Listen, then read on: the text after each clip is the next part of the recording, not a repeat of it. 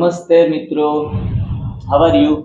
आज का विशेष दिन है पोरबंदर के लिए, पोरबंदर वासियों के लिए। और विशेष दिन इसलिए कहेंगे कि विशिष्ट व्यक्तियों से विशिष्ट मुलाकात आज की हुई है सभी। तो सभी लोग इनसे लाभान्वित हो, उनके लिए हमारा प्रयास रहेगा। तो आज हमारे साथ इस स्वास्थ्य रूपी नैया के दो दिग्गज, दो महानायक कहेंगे तो बैठे हैं, जो आप स्क्रीन पर देख रहे हैं। नमस्ते सर। नमस्ते। हाँ, और ये पोरबंदर वासियों को इनका इंट्रोडक्शन देने की जरूरत आवश्यकता नहीं है। और डॉक्टरी पेशे के साथ साथ एक स्पिरिचुअल पर्सनालिटी और सभी के लिए मार्गदर्शक, मोटिवेटर, और सभी जो भी अच्छी एक्टिविटीज होती है, पॉजिटिव एक्टिविटीज होती है, उनमें गांधी सर को याद ना करे वैसा हो ही नहीं सकता। तो यहाँ के पोरबंदर के दो गांधी फेमस है, एक महात्मा गांधी और दूसरे हैं सुरेश गांधी। तो ऐसे महान व्यक्तित्व को हम जरूर इस मूवमेंट्स के ऊपर याद करना अवश्य चाहेंगे। और दूसरी विभूति जो एनडीएस में पूरे वर्ल्ड में फेमस है, वर्ल्ड सेलिब्रिटी है, एनडीएस के लिए संपूर्ण प्राकृतिक जीवन जी रहे हैं पिछले 3 दशक से, लगभग 30 साल से, और पूर्ण रीति से प्राकृतिक भोजन, अपक्व भोजन, सिर्फ फल, सलाद, सब्जी और पानी, इनके ऊपर गांधी सर ये अपना जीवन व्यतीत कर रहे हैं, जो आप उनके प्रति काफी सारी बातें जानते हैं। तो लोगों को एक अजूबा कहेंगे कि इस चीज से, और फिर भी उनको पकाए भी नहीं, तो इस तरह से अपना जीवन तो व्यतीत किया, लेकिन करोड़ों लोगों के लिए एक आइडल है, आइकॉन है हेल्थ के। तो ज्यादा उनके इंट्रोडक्शन ना करते हुए, थोड़ा सा वीडियो के टॉपिक को आगे बढ़ाते हुए, हम थोड़े से ऐसे टॉपिक, ऐसे पहलू पर जाना चाहेंगे कि जो दोनों दिग्गज के अभिप्राय उनमें क्या है, उसके बारे में हम जानना चाहेंगे। तो सर्वप्रथम चौहान सर को मैं रिक्वेस्ट करूंगा कि एक प्रश्न जो है उनके उत्तर में सही 4 ऑप्शंस हैं, उसमें से सबसे बेहतर ऑप्शन कौन सा है। तो सर के लिए मैं प्रश्न पूछना चाहूंगा कि जो एनडीएस में कई चीजें हमें आवश्यक रहती है, जैसे कि कच्चा आहार, भोजन। दूसरा ऑप्शन है उपवास। तीसरा ऑप्शन है recipe, various types of recipe जो है वो जरूरी है। और लास्ट है संजीवनी। तो इसमें से सर सबसे महत्वपूर्ण पहलू, सबसे जोर किस विषय के ऊपर हमें रखना चाहिए, जिनके कारण हमें पूर्णतः स्वास्थ्य की प्राप्ति हो। फिर से एक बार रिपीट कर देता हूं कि एनडीएस में सबसे जरूरी आवश्यक चीज क्या है। कच्चा आहार, भोजन जरूरी है, कच्चा आहार लेना जरूरी है। दूसरा है फास्टिंग, मतलब उपवास। तीसरा ऑप्शन है रेसिपी, जो हम स्वाद के लिए लेते हैं, जो रुचे वही पचे, उसके आधार पर रेसिपी को सिलेक्ट करेंगे। या चौथा ऑप्शन है एनिमा, तो उसको आप सीक्वेंस में भी कह सकते हैं, पर मोस्ट प्रायोरिटी आप किसको देना चाहेंगे। मित्रों, बहुत ही अच्छा सवाल पूछा गया है, जो मेरा लंबा अनुभव है। इसके आधार पे मैं मेरा अपना ओपिनियन, मंतव्य आपके सामने रखता हूँ।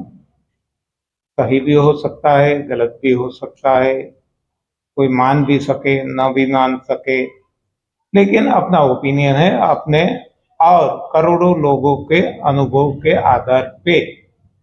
तो जो ये सवाल पूछा गया है, प्रायोरिटी किसको दे, तो प्रायोरिटी के लिए कुछ कैटेगरी रहेगी।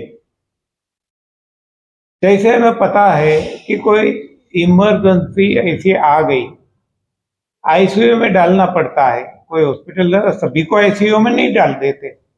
हाँ, जिसको ऐसी इमरजेंसी है इसको डालना पड़ता है।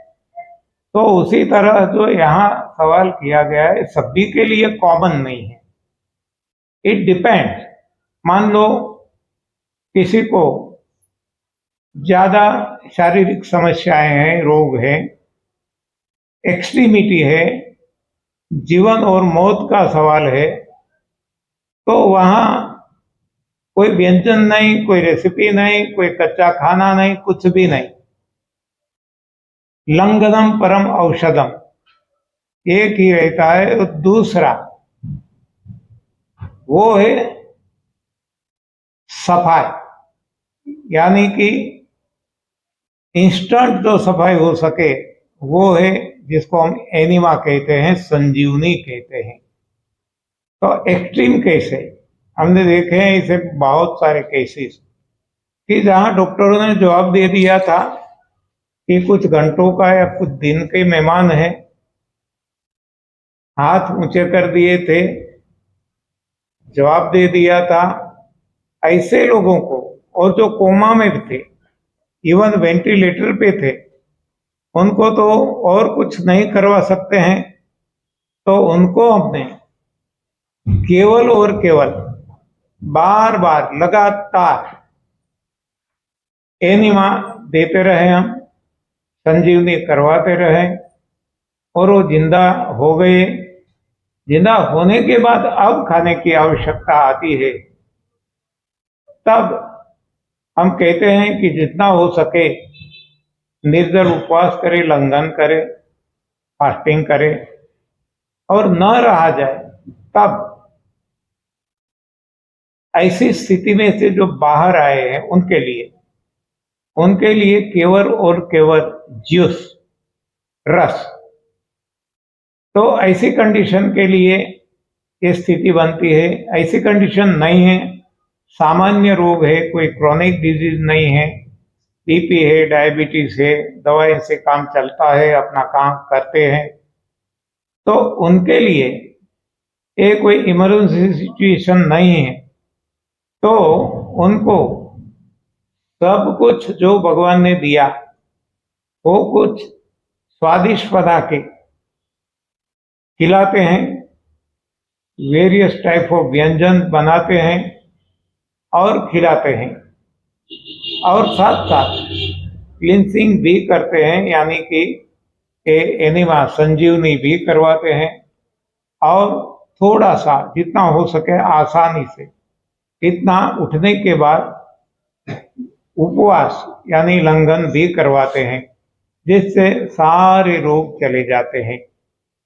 तो इस तरीके से मान लो किसी को कुछ भी नहीं है, तो इसको बहुत इतना ज्यादा जरूरी नहीं है, थोड़ा थोड़ा करेंगे, भोजन में बदलाव करेंगे, जो गलत भोजन खाते हैं वो केवल बदल देंगे, और कभी कभार जरूरत होने पे वो संजीवनी करते रहेंगे, तो भी ये लाइफ लॉन्ग अच्छी तरह से जीवन जी सकते हैं। तो there are so many categories, कैसी स्थिति है इंसान की, इसके हिसाब से उनको ये फॉलो करना जरूरी है, सभी के लिए एक नहीं हो सकता। तो सर के एनडीएस के बारे में एक अच्छा सुझाव और अच्छा मार्गदर्शन इनसे मिला, हमें बहुत सारा ज्ञान प्राप्ति हुई।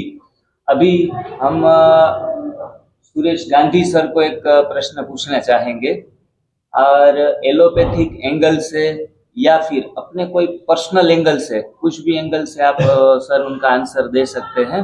तो प्रश्न हमारा यह है